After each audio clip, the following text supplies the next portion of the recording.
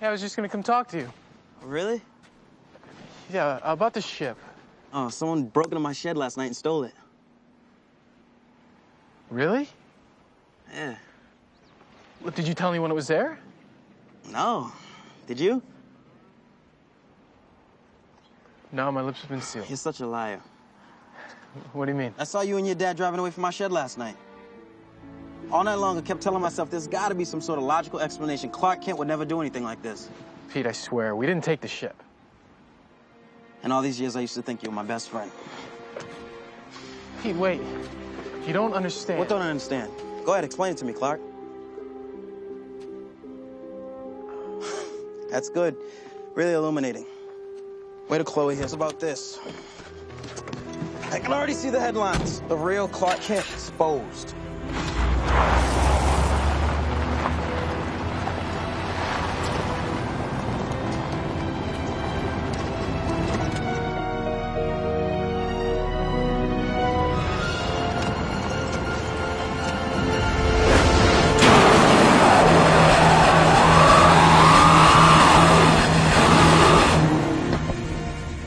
Pete, we need to talk.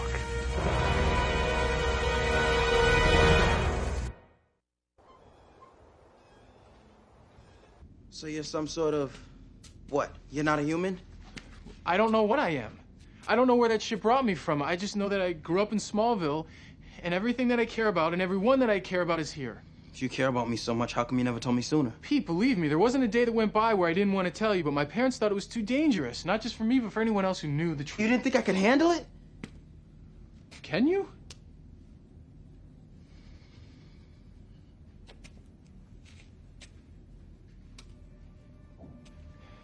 Pete, another reason why I didn't say anything is because I knew people would look at me the exact same way that you're looking at me right now. Yeah, how's that? Like a freak. Pete, I've tried my whole life just to blend in. To try and be more normal than anyone else. Just say something. Call me an alien. Call me a monster. I don't care. Just say something.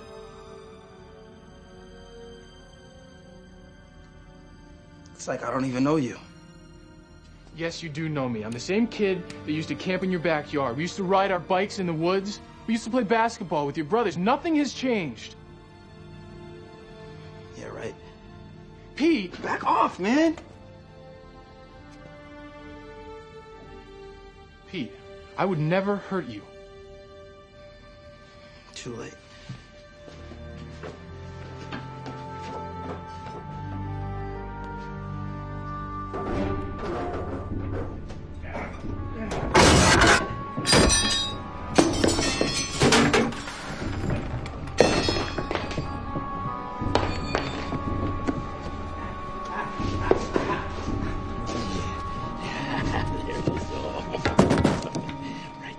Listen, Dr. Hamilton, I thought I made it clear that our business together was over. I've come for my severance package, the octagonal disc that I found in the field, Lex. Why? You don't give a damn about my research. What does it matter to you? I don't have it, Doctor. It disappeared during the storm. Liar! It's a key! I know you have it! This isn't over.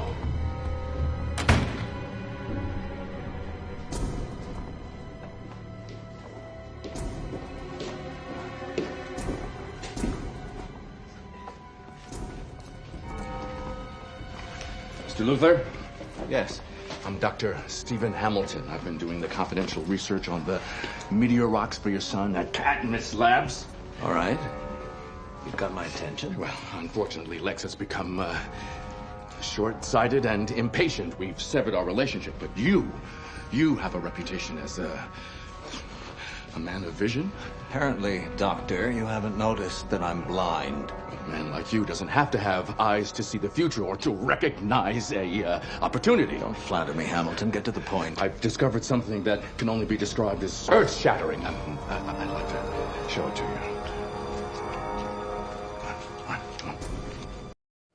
What's going on, guys? Bart here with Tully Television, and I want to thank all of you for stopping by, liking, commenting, all of that beautiful YouTube stuff. Only together can we go straight to the moon, baby. Today we're going to be getting into our second part of our Smallville rewatch, where I rewatch each season, come back, talk to you about what I thought about the season, some honorable mentions of episodes, guest stars, and what I think where the season should go or where it's going to go after this. So, of course, you're going to find this under the Small Talk playlist. You get it? Small Talk. There is a more comprehensive podcast run by Michael Rosenbaum and Tom Welling with a third fella called Talkville. And I might link that in the description if I remember. So you guys can go check that out. It's a really fun podcast to watch, coming from two of the main characters in the show and their remembrances of stuff. And, you know, just remember that these fellas did this over 20 years ago, so they're not going to remember everything. But just to see them go back and touch base on each episode, they do episode by episode. It's amazing. So go check it out. After you check this out, obviously. You don't pause, you know, you come back to this, you pause or whatever, go check them out, come back to this. Or check this out and then go to them. However, just make sure you watch this first, okay? Okay, guys? Again, still under the weather, so excuse the voice and the coughing a little bit. But of course, this season's cast is Tom Welling as Clark, Michael Rosenbaum as Lex Luthor, Kristen Carrick as Lana Lang, Allison Mack as Chloe Sullivan, Annette O'Toole as Ma Kent, John Schneider as Pa Kent, Jonathan Kent, Sam Jones III is Pete, and John Glover is Lionel Luthor, Lex's father.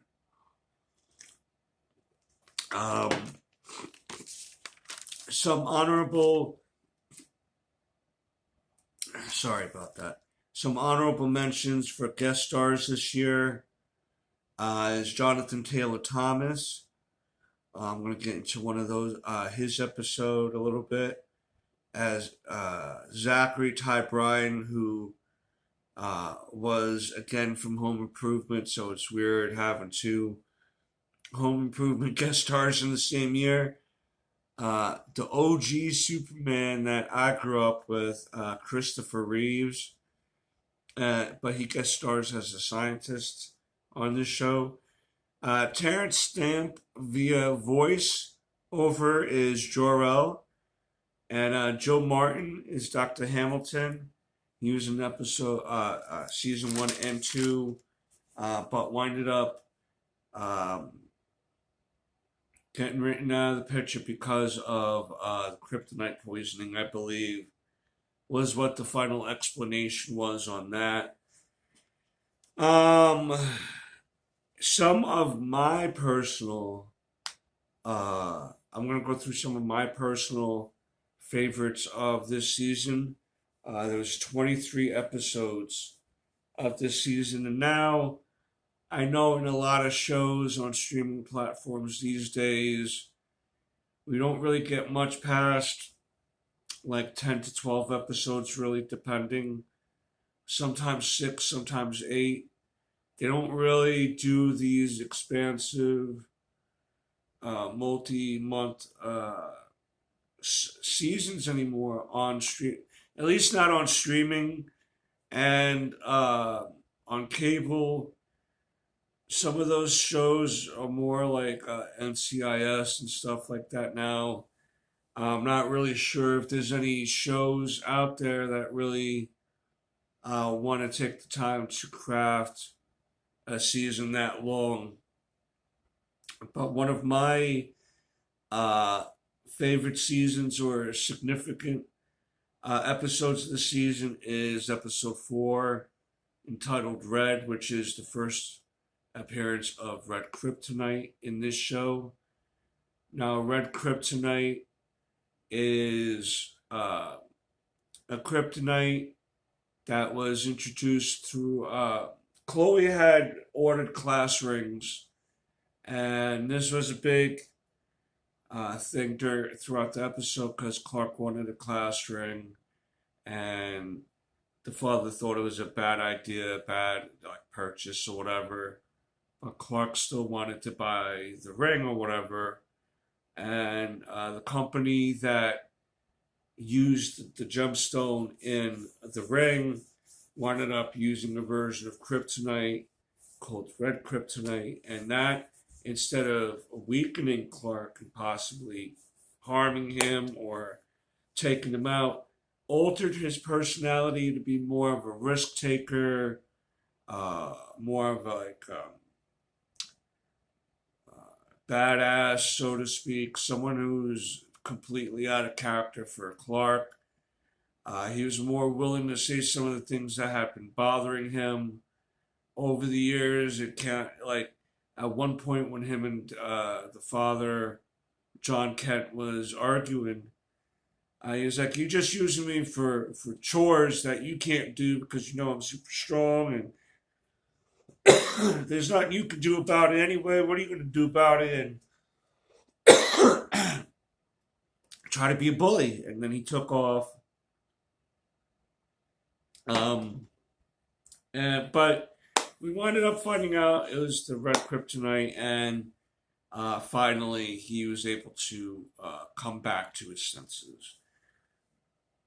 Another episode entitled Lineage, which was episode 7, kind of reveals a little bit more insight on the adoption of Clark. Because there was a woman who came and was convinced that Clark was her son, because her and Lionel had a son that was given up for adoption, and the name that they gave that child was given as Clark's birth name. And so she thought that Clark was her son, renamed Clark Kent, and was been raised by the Kents. There's a follow-up to this, which is that we obviously know that Clark's not her son. Lionel winds up having this woman reinstitutionalized, and we come to find out that the child is later introduced into the season. Lionel had said that child had died as an infant, but Lex obviously didn't believe him, because several episodes later, Lex actually saves his kid brother in a foreign country where he's been running card scams and stuff like that, and brought him back home to try to overtake Lionel at the seat of LexCorp.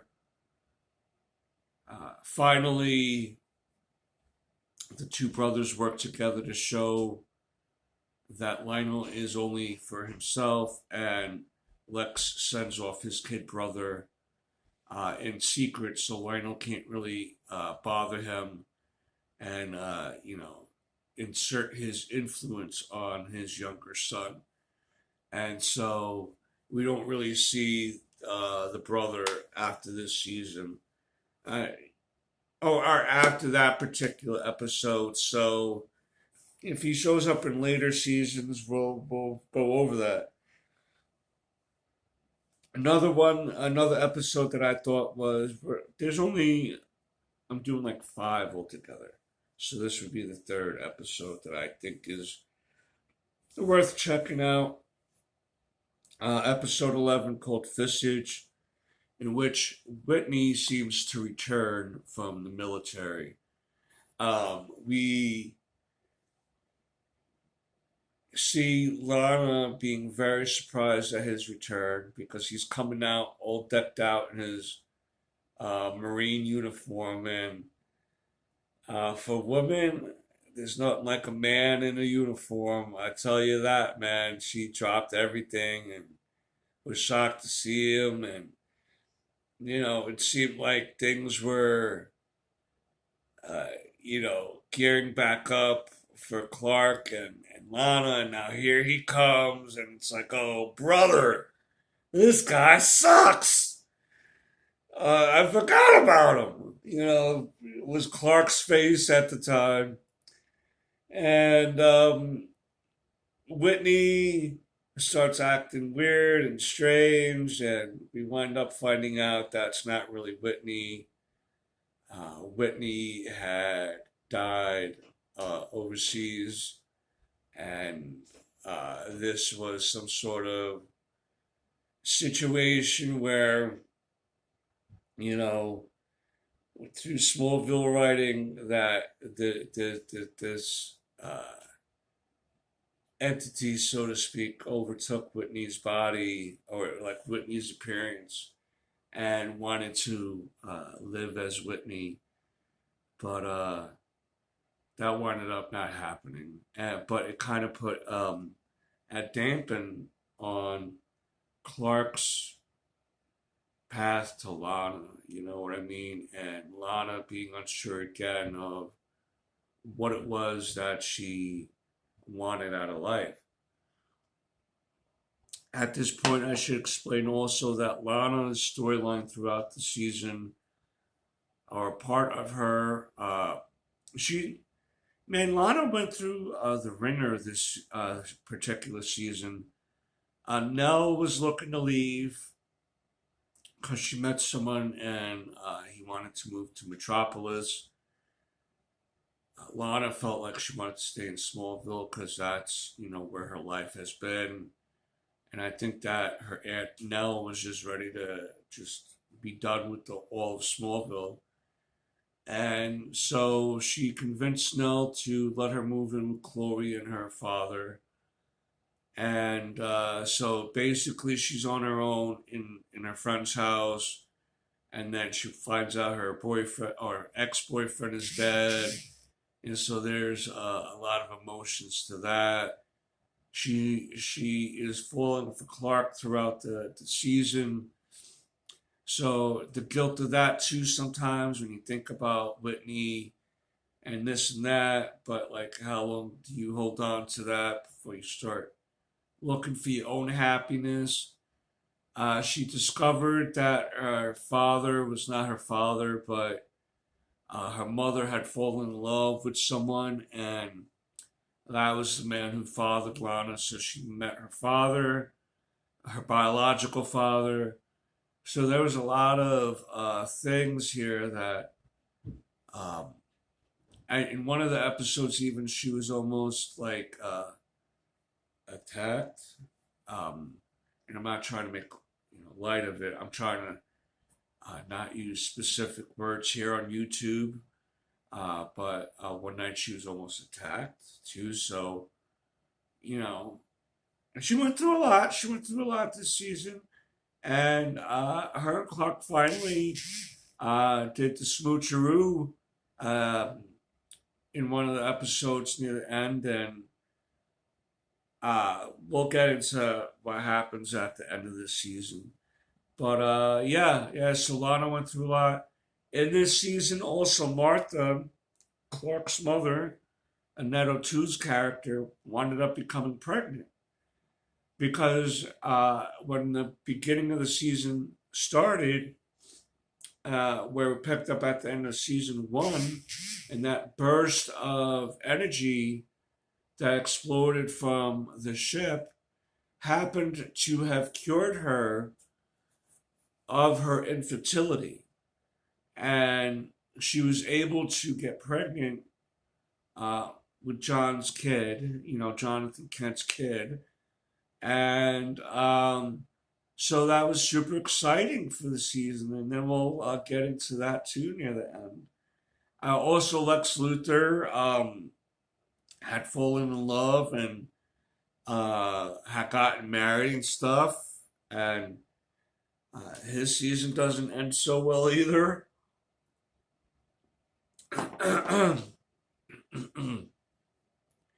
All right, so episode 17.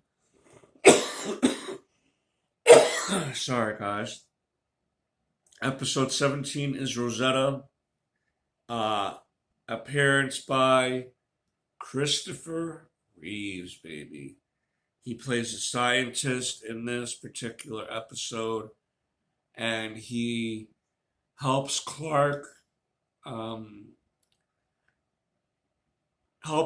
decipher the symbols on the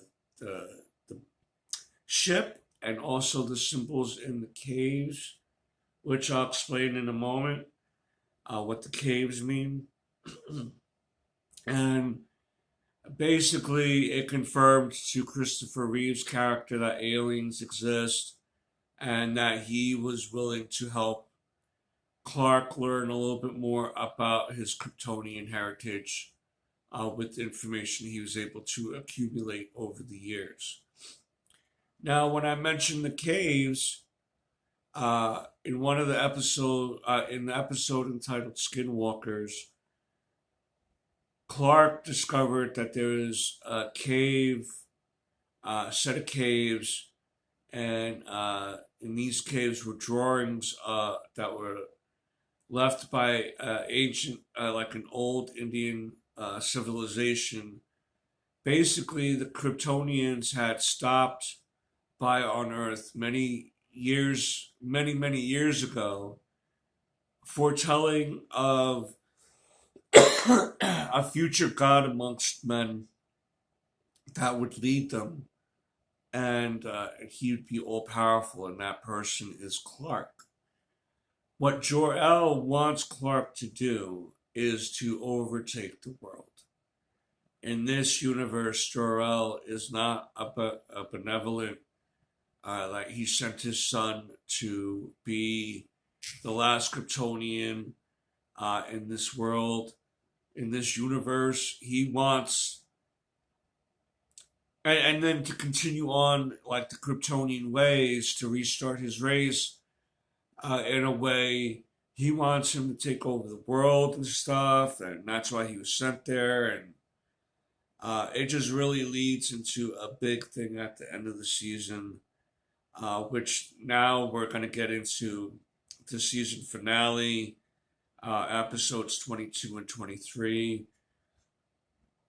Lionel believes that Clark is some sort of something. Maybe he's not quite figuring out what it is, but he knows Clark is connected to these paintings, these cave drawings in the cave. He knows that the family's keeping a secret on something about Clark. Lex also believes that. Lex had broken into his doctor fiance's lab to steal a blood sample that belonged to Clark. Because early in the season, Clark had gotten sick. And during his sickness, the doctor was able to draw blood. She knew that Clark was not of this world, but she kept that secret. So Lex wanted to find out what that secret was in a way and how it connected to Clark. He was honest with her at the end because she wanted to leave him, but he explained what he did and why he did it.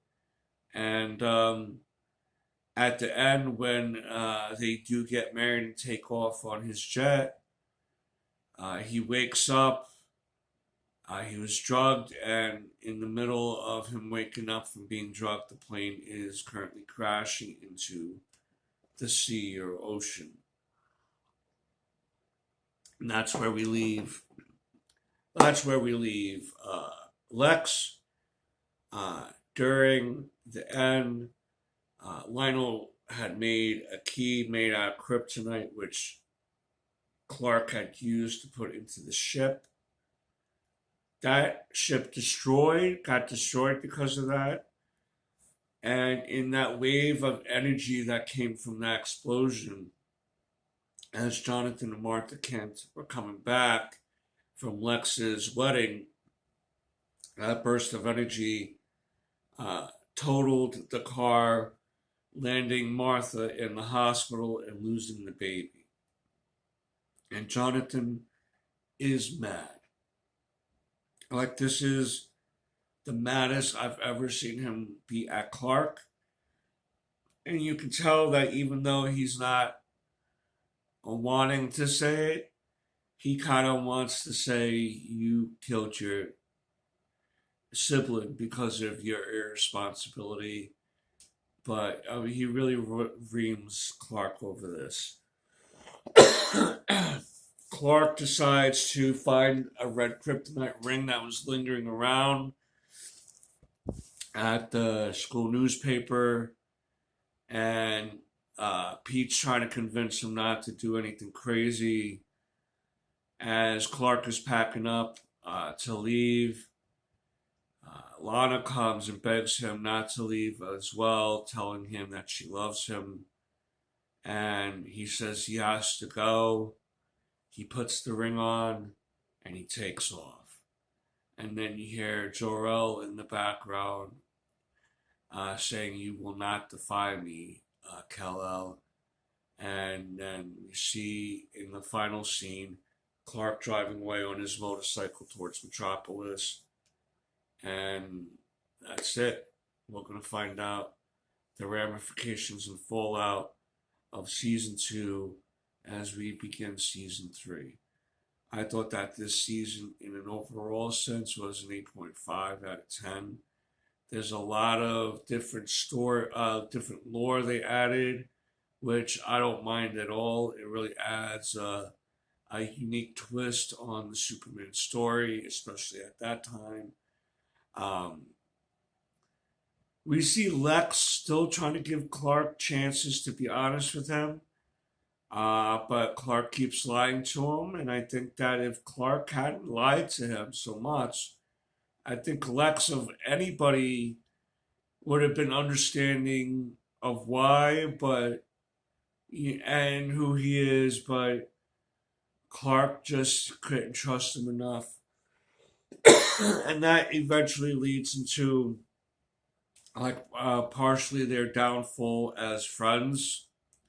You know, there's always going to be love there between them two, but we can finally start seeing the strain and the mistrust between those two characters with each other.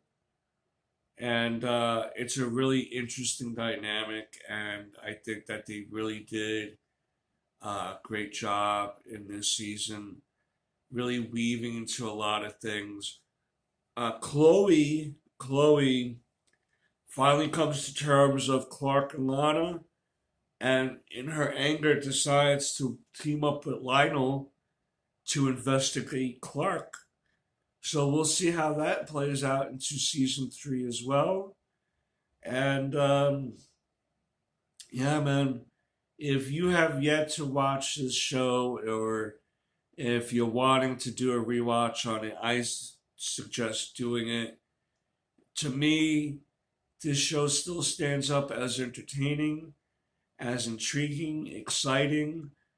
Yes, again, maybe it's not exactly modern effects, but the show was made 20 years ago, and I think that a lot of effects still will play out and hold up today. This show is definitely a piece of comic book history. This show really helped DC and comic book fans in general to realize you can have an interesting show surrounded by superheroes. Now, is some of the stuff cheesy? Of course. There's going to be cheese in every show. But in an overall sense, I think that this show had a great impact on television and on pop culture. But continue watching us here at Tully Television as we continue this Small Talk playlist and catch up on other videos while you're here too. I bet you it will entertain you and teach you something along the ways, or help you remember certain things along the ways. But until next time, peace, Nookums.